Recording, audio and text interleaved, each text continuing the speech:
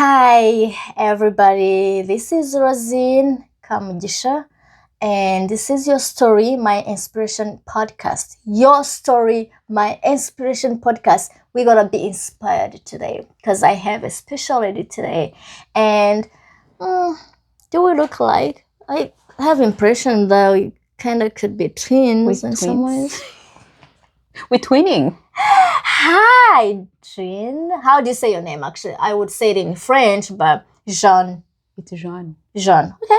Yes. Not Jean. Some Jeanne. friends here would say Jean. Exactly. There's part of it, the French. There's also the English version. When my husband is mad at me, he calls me Jean. So it's Jeanne French. Jeanne, Jeannette, Jeannine. Yes. And if you want to say my last name too. So my middle name is Celestine Lakin. Okay, don't worry. I'm going to show you what she's putting at. What do you think, guys? I have a lot today. I have a lot. Yeah, she's a writer. Do you wonder where she's from? The motherland. Precisely from Rwanda. I have big energy today, so let's do this. Yes. Hi, Jeanne. Hi, how are you, Rosine? I'm very grateful for you to be here, and we're gonna have fun today because we have this all energy. Yeah, we got this, right? Absolutely, we got this. We want this to be impactful, to be fruitful conversation for anyone who's listening. My hope is always to inspire, to give knowledge, what I know, to transfer that to somebody else. So we're hoping this is going to be a fruitful conversation for your audience. What do you think? Woohoo! I'm so excited, you guys. So let's start. The body's right there. Whatever you want to talk about. Okay, let me make it things easy. Yes, what is your story? What is your experience in this country? How long have you been here? Let's start by there. To start from where I've been, so I came to United States as a teenager, 14 years old. I was lucky. I feel like I would actually say that I was lucky to be at a young age coming into a new environment, a new culture, a new country, because there I felt like when they say like, when you're young, your brain is like a sponge. And so I'm grateful to have came in a society where I was young enough to capture, to learn as much as I can. At 14 years old, I basically learned English from scratch. I knew just the not even basic. I knew things like my name is, how old I was. So to be able to learn English in ESL program and then to get into like high school, then university and, and master's degree as well. I feel like US sort of like shaped me. It shaped, not personality, but like a character. When you feel like you're coming into a new environment, learning, new language and adapting to a cultural, for me at a very young age, I felt like I had advantage. So yes, I came at 14, really made, my idea in my mind was that I would make an impact in the world. And what that looked like, didn't really have any idea, didn't have any clue, but I have always had the desire to serve in education, to also serve in human rights as well, which are some of the things that I'm doing today. And I know that was a loaded question, or maybe we can just delete the whole thing and just start over. No, I'm not deleting anything because everything we're saying today is very important because I have a rich story here of wisdom. And okay, let's getting into something.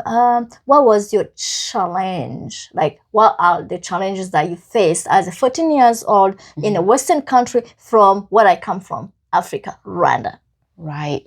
So coming from Rwanda to being in the United States, really, I made myself, I remember being on a plane and the what do you call the people who serve on a plane? I should know this. Attendant? Yeah, yes, the attendant. She came up and she asked me, what do you want to eat? And they were serving food and I couldn't even come up with the words to say what I wanted to eat. And so she offered me tomato soup, and I thought it was tomato juice, and I thought it was a soup. So I made a commitment to myself to learn the language, and really learning the language was a key. I feel like anybody who's coming into a new environment, a new culture, a new country, if you really want to tap into or have access to everything that's available, learning the language is a must. Is that important? And so that commitment, I made it as a young child. Of course, there was still language barrier, or even like the first year, second year, third year, as a teenager, and that's the age where you want to make friends, want to be able to communicate your needs and wants. So it was a challenge, but I didn't see it as something that I cannot overcome. I was determined. When I was on that plane, I was like, this is my new home. So learning the language was one. Making friends, it's always been easy for me because I'm a social butterfly. I'm an introvert, but it's easy to like really connect with people. Language, I would say, it was a lot. Of course, food, obviously. Yeah, the American food, I was like, this is like we're using, spices in our food. I know. And then here I was like eating hamburgers and French fries, because anywhere you go in the world, French fries are the same. Yeah, that's why I like them. Yes, and so really having to adapt to the food, the cultural, the norms, the new norms, understanding the US history as well. Because I was like, if I'm going to be part of this society, I need to learn as much, not only just the language, but learn as much as I can to contribute, especially where I was envisioning myself going in education and also serving in the human rights. I wanted to acquire in that much knowledge. There's something my father used to say when I was younger, and he said, if you want to be invited at the table, you have to have the education, the knowledge in order to actually contribute to a conversation. So when I was younger, I really saw that as a drive to acquire much knowledge in order for me to be able to give back in a society. What are the tricks? Like, maybe tell us like top 5 of the tricks that helped you to acquire this language and be this confident to get to the point where you are who you are today. Like, really, I'm not gonna say, because maybe it's gonna be another episode of this, but how did you handle all the challenges, especially language wise? Language wise was I have a 8-year-old son, so right now we're reading children's books. I started from reading children's books. I stopped listening to music in Kinyarwanda. I went into the American, music. I look back now and laugh at myself, because if I was listening to Britney Spears, I was listening to Beyonce, Backstreet Boys, and things like that. And now I go back and listen to the same songs. I have my own meaning in music that had nothing to do with the words. I'm not laughing at you. Yeah. It's because we all have our own lyrics, even translated in Kinyarwanda. Thank you. I have my own lyrics. I look back and go, that's not what they're saying. That's not what they ever said. But because I was so, I wanted to be immersed. I wanted to belong, to be part of this society. Reading books, listening to music in, English music, and trying to really capture the accent as well. I watch a lot of cartoons. And if you're new and you want to learn a language, those little cartoons for the kids, that's why helping me a lot. Literally studying like a new, how to learn language. You're studying like a little one in nursery school or preschool. Exactly. So really that was, and having the confidence to ask people, if I didn't understand, instead of responding, I'll go, I'm sorry, would you repeat that again? And most people are just generous. And one of the things I realize about Americans is that there's this generosity of trying to help somebody who's learning, somebody who wants to learn a new language. I never had any pushback. I made the people who wanted to help and guide. And also making friends. I made sure that I had more American friends. is another topic we'll talk about. Because Same girl. Yes. How do you get out of the box, out of your comfort zone if you don't break in? Yeah. Exactly. Because I was like, if I'm going to learn a language in the, in a culture as well, I needed to learn from the people. So most of my friends are, we're Americans, because like also like having to understand the language I had to tap into. I would watch people's mouth as they spoke a lot, because I was like, oh, I want to know how the words are being pronounced. So yeah, really being open to like learning, like it's almost like you get out of that bubble, and you have to push yourself to be in the environment where it might not feel comfortable. Even at home, we used to say nobody speaks the Kinyarwanda at home. We're all speaking English at home. There would actually be punishment for speaking Kinyarwanda at home, because we came a little bit older. The younger ones who didn't speak Kinyarwanda, those we would encourage them to learn. But as we came at 14, that language will stay with us.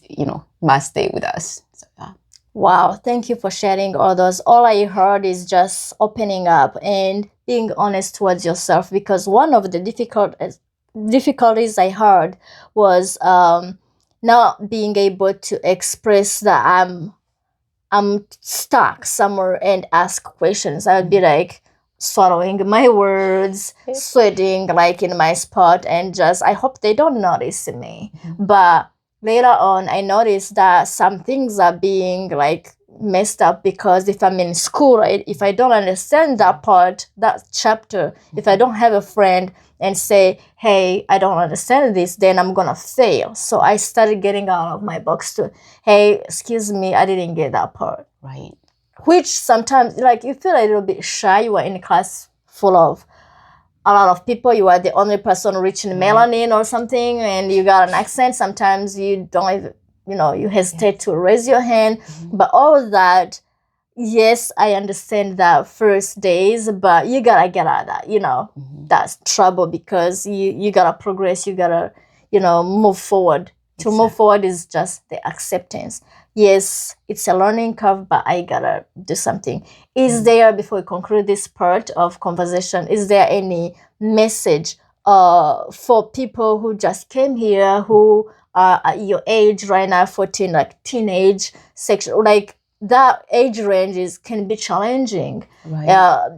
Personality and being in a new environment and navigate this Western world. What would be your message there to look forward to setting goals and to be successful, which you're gonna talk in part 2 after this? Thank you. That's a very good, question. So, and I love what you just said too, like pushing yourself, like pushing beyond your comfort zone is very, very important. So the last message that I would love to give your audience is that really, if you're coming into a culture, it's great to embrace where you came from, because a lot of it, I feel like that's what drove me to work hard to be where I am, learning from a culture where, hard work is hard. You do the hard work. We do the hard work, in Rwanda. But also, as you embrace your culture, to embrace the new culture that you're actually going to live in for the rest of your life. And that means being open to all of it. Having friends that are going to teach you this new society, asking questions like you said, not feeling like you are less than because you don't understand. It's part of learning process. And then, not staying in the culture shock. Because yes, there's culture shock has like multiple levels, but not staying stuck. Being able to just pivot and move forward, and telling yourself that there's so much more out there. Embracing the new society and being open, I think, is a key. Thank you so much. I appreciate everything, because from 14 years old, you are no longer 14 years old. So for part 2, we're going to see after 14 years old and where she's at now. How can we learn from her? Because for me, when we talked first, I was like, she's been here for a while. She knows things. So I gotta just, hug her. I gotta, like, when you want something in Western world, like, I want this water for myself, I hug it. I'm hugging a bed cover. Like, I want it for myself. So I really want to get the best from you so you can teach others too. So I appreciate you giving this time. Thank you. Thank you so much for having me on your show. Well, we're going to conclude this conversation and stay tuned because in a minute, we're coming back and we're going to talk about this. Okay, bye.